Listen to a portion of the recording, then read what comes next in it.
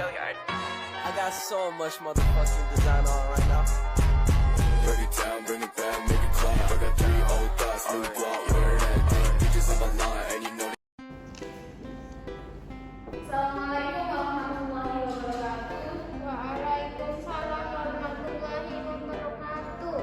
Selamat siang semuanya. Siang, Bu. Gimana, masih puasa? Masih, Bu. Selamat siang ya dari Mas. Ada yang tidak masuk? Masuk semua, Bu. Oke, absen dulu. Ada Lina Sasila, ada Ibu. Ya, Indra. Izin, Bu. Oke. Rahma Laila, Hadir, Bu. Rian Saksi, Sarita Husna, hadir. Baiklah, sebelum kita mulai pelajaran kita hari ini, marilah bersama-sama kita mengangkat kedua tangan kita berdoa kepada Allah, semoga diberi pemahaman dalam memahami materi. Berdoa dimulai.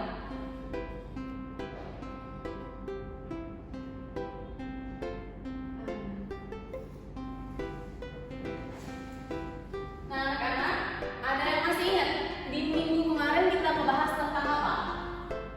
Gerak lurus beraturan dan gerak lurus berubah beraturan atau GLB dan GLBB. Karena sudah bahas tentang GLB dan GLBB, jadi sekarang kita ke materi gerak jatuh bebas.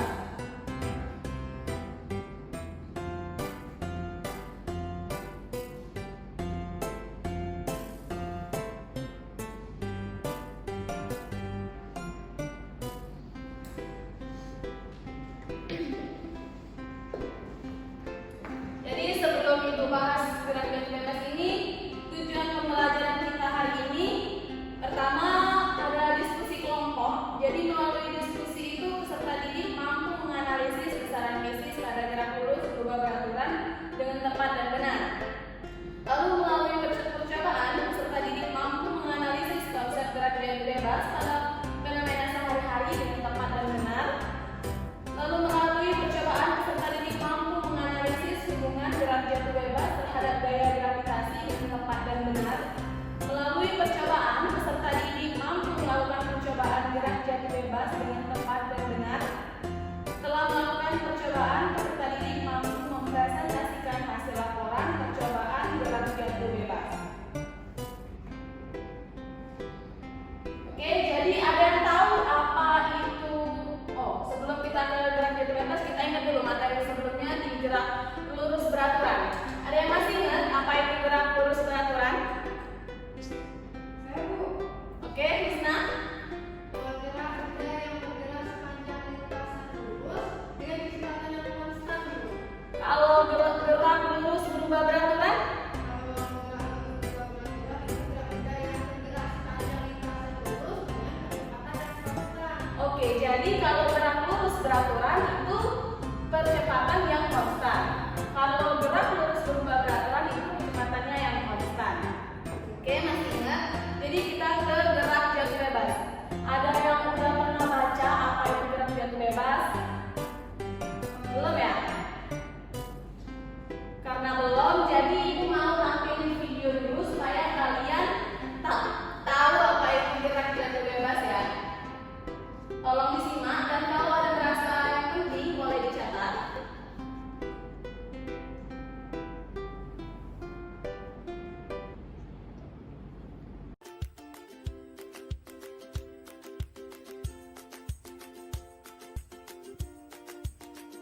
Di suatu hari, ada 5 anak yang berkumpul di halaman dan terdapat sebuah pohon apel.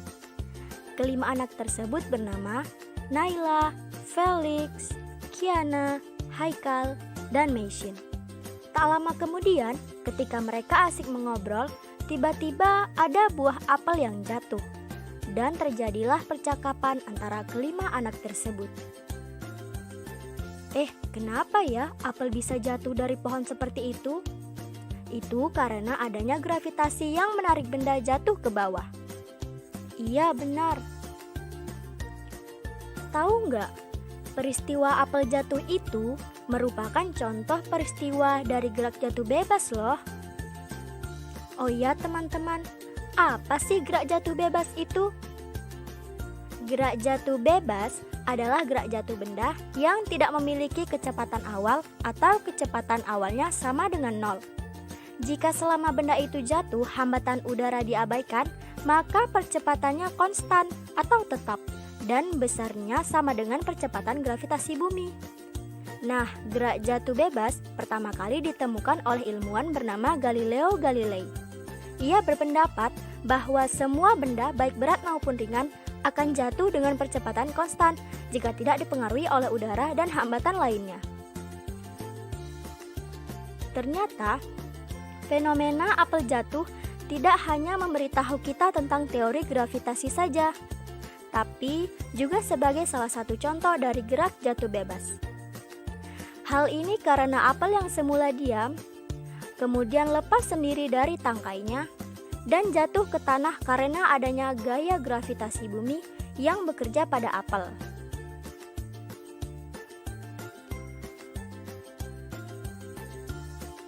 Wah, berarti gerak jatuh bebas itu berbeda dengan gerak vertikal ke bawah. Oh ya, apa perbedaannya? Perlu kamu ingat ya, gerak jatuh bebas berbeda dengan gerak vertikal ke bawah. Meskipun kedua benda sama-sama bergerak jatuh ke bawah, tapi pada gerak vertikal ke bawah, benda masih memiliki kecepatan awal tertentu atau V0-nya tidak sama dengan 0. Pada gerak jatuh bebas, terdapat rumus-rumus yang bisa kamu ketahui nih teman-teman. Nah, rumus-rumusnya gerak jatuh bebas untuk mencari ketinggian yaitu H sama dengan setengah GT kuadrat. Untuk mencari waktu tempuh yang diperlukan benda untuk mencapai titik terendah yaitu T sama dengan akar 2H per G. Kecepatan benda saat menyentuh tanah ialah V sama dengan akar 2GH. Dan untuk mencari kecepatan benda saat T tertentu adalah V sama dengan G kali T. Dengan keterangan, Vt adalah kecepatan benda saat T sekon. V0 ialah kecepatan awal benda. H sama dengan ketinggian benda. H0 ketinggian awal benda. T waktu tempuh dan G adalah percepatan gravitasi. Wah, aku sudah mengerti gerak jatuh bebas. Yuk kita latihan agar lebih paham. Di puncak sebuah menara yang tingginya 45 meter, terjatuh sebuah batu. Jika percepatan gravitasi bumi adalah 10 meter per sekon kuadrat, berapa kecepatan batu saat menyentuh ke tanah? Nah, mari kita selesaikan. Diketahui ketinggian awalnya adalah 45 meter. Percepatan gravitasi buminya adalah 10 meter per sekon kuadrat. Dan yang ditanya, berapa kecepatan batu saat tepat menyentuh tanah? Penyelesaiannya, Vt sama dengan akar 2 kali G kali H. Nah, kita masukkan nilainya ya. Akar dari 2 dikali 10 dikali 45 sama dengan akar dari 900. Maka, kecepatan batu saat menyampai ke tanah adalah sebesar 30 meter per sekon. Berarti dapat kita simpulkan bahwa gerak jatuh bebas adalah gerak benda tegak lurus ke bawah dan tidak memiliki kecepatan awal. Dan gerak jatuh bebas berbeda dengan gerak vertikal ke bawah. Meski sama-sama bergerak tegak lurus ke bawah, namun gerak vertikal ke bawah memiliki kecepatan awal. Serta dengan teori matematisnya, kita bisa menentukan kecepatan akhir benda, serta waktu tempuh benda yang jatuh dari ketinggian tertentu sampai ke tanah. Nah, sudah dapat kesimpulannya kan teman-teman? Sekian dari penjelasan saya ya. Terima kasih, semoga bermanfaat. Nah, jadi tadi kita sudah simak apa itu gerak jatuh bebas. Dari video tadi ada yang bisa menyimpulkan apa itu gerak jatuh bebas? Saya tuh, Ya, jadi gerak jatuh bebas itu adalah gerak jatuh benda yang tidak memiliki kecepatan awal.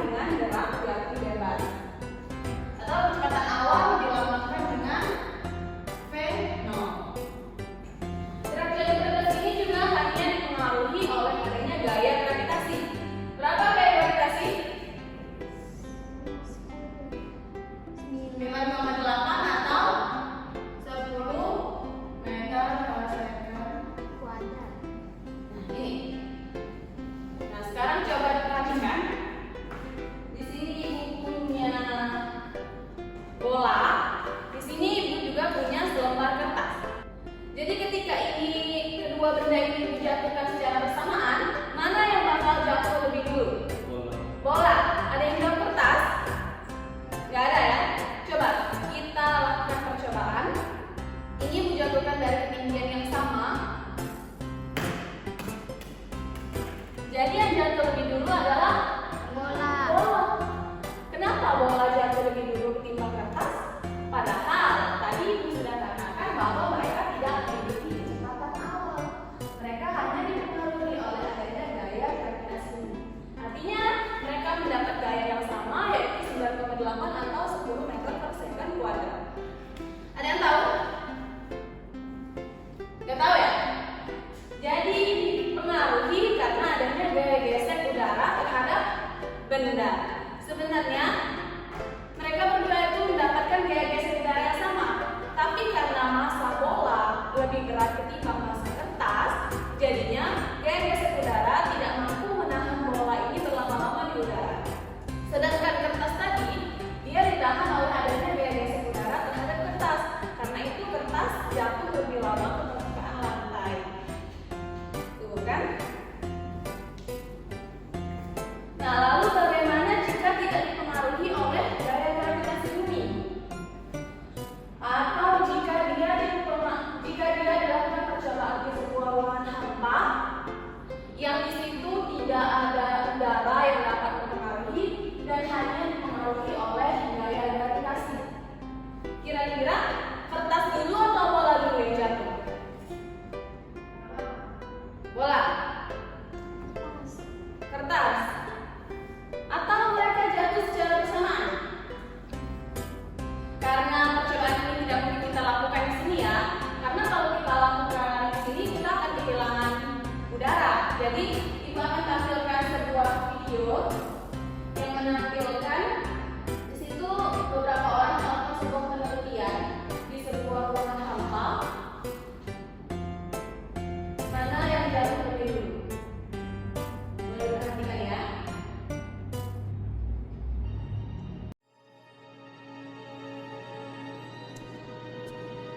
This is NASA's Space Power Facility near Cleveland, Ohio, and it is the world's biggest vacuum chamber. It's used to test spacecraft in the conditions of outer space, and it does that by pumping out the 30 tons of air in this chamber until there are about 2 grams left.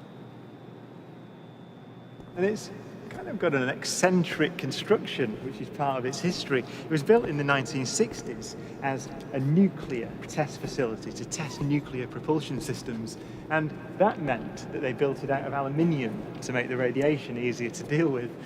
Aluminium is not the best thing, the strongest material to build a vacuum chamber out of. So they built an outer concrete skin, which is part radiation shielding and part an external pressure vessel, so that this thing can take the force that's present on the outside when it's pumped out to the conditions of outer space.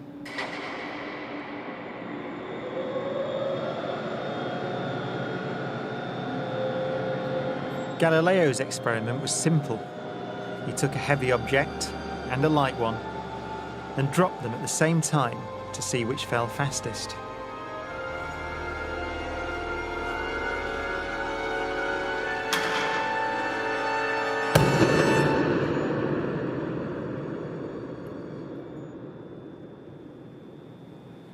Now in this case, the feathers fell to the ground at a slower rate than the bowling ball because of air resistance.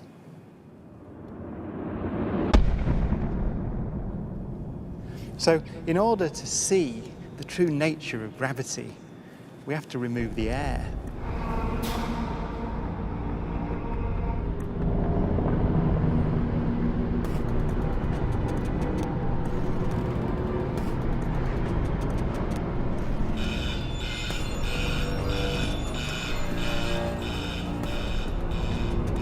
It takes 3 hours to pump out the 800,000 cubic feet of air from the chamber. Okay, we dropped 2 millitorr in the last 30 minutes. But once it's complete, there's a near perfect vacuum inside. 6104 manual, 10% open. Station 1, go for drop.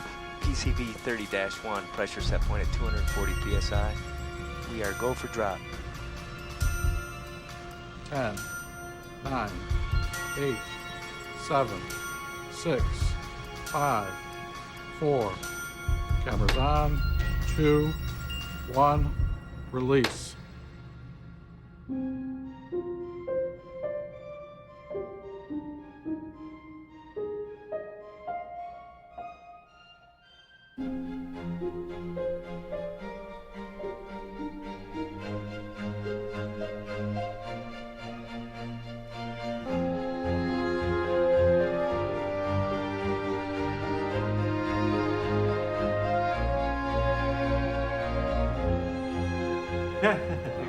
Exactly. Look at that.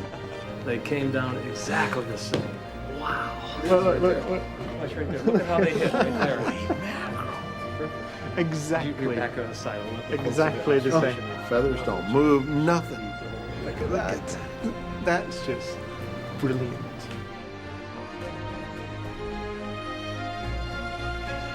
Isaac Newton would say that the ball and the feather fall because there's a force pulling them down, gravity. But Einstein imagined the scene very differently. The happiest thought of his life was this. The reason the bowling ball and the feather fall together is because they're not falling. They're standing still. There is no force acting on them at all.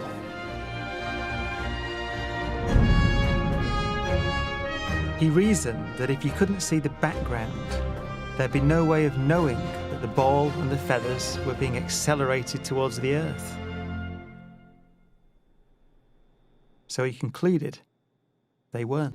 Nah, jadi kita sedang melakukan percobaan yang dipengaruhi gravitasi udara, lalu juga kita sedang menyaksikan ketika dua benda dijatuhkan tanpa adanya gravitasi udara. Nah, kita juga sedang melihat hasilnya. Yang pertama tadi bola yang jatuh lebih dulu, sedangkan ketika dilakukan di sebuah ruangan hampa yang tanpa adanya gravitasi udara terhadap kedua benda, maka mereka jatuh secara bersamaan. Itu yang dinamakan dengan gerak jatuh bebas. Nah, kalau di gerak lurus beraturan kemarin kita sudah bahas nih tentang rumus. Ada yang masih ingat di gerak lurus beraturan kemarin rumus kecepatan? Apa rumus kecepatan? Yang masih ingat? Ya? Mau maju? Iya, kecepatan sama jarak.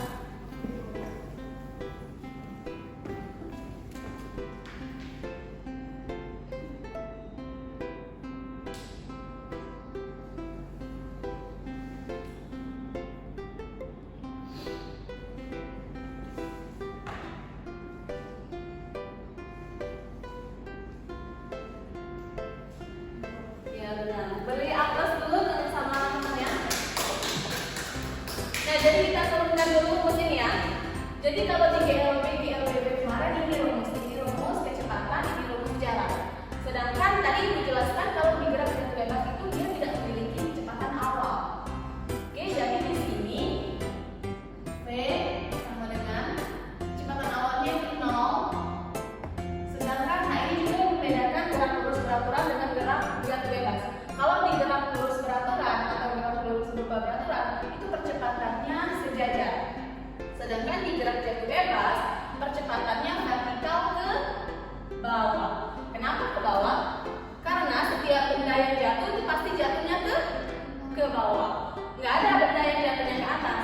Jadi karena itu kalau di gerak lurus beraturan percepatannya itu sejajar, sedangkan di gerak jatuh bebas maka percepatannya vertikal ke bawah. Nah, karena dia vertikal ke bawah inilah S yang di gerak GLB di GJB itu diganti jadi H. Sedangkan A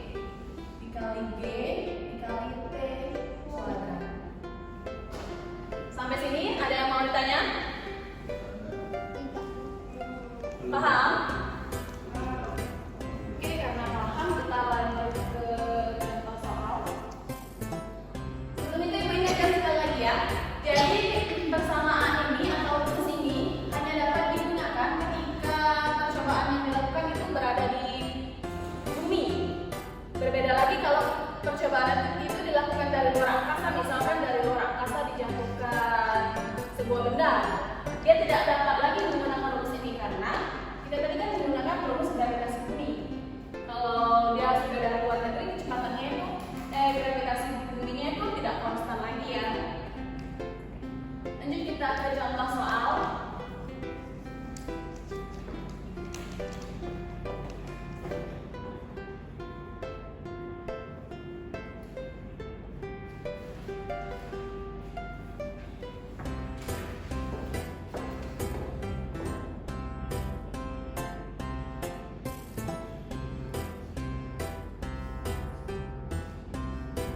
Sebuah benda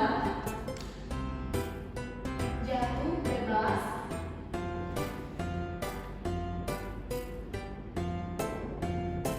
dari ketinggian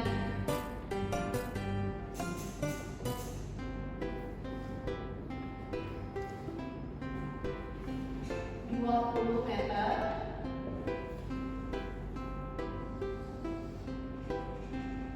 jika percepatan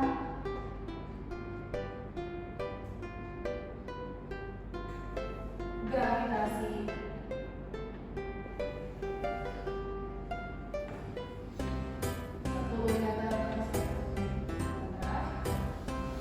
maka waktu yang diperlukan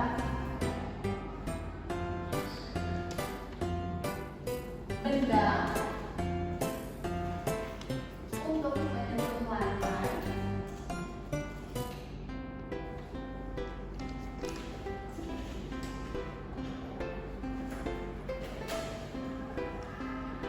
adalah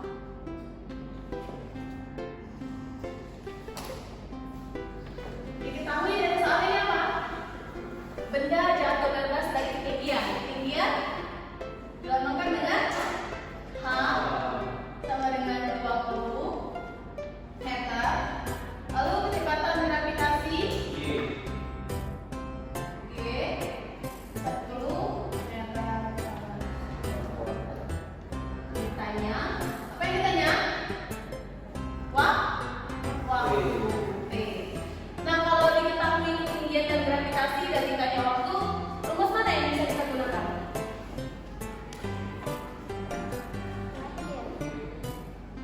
Ya, karena dia ada ketinggian, ada gravitasi, dan yang ditanya waktu.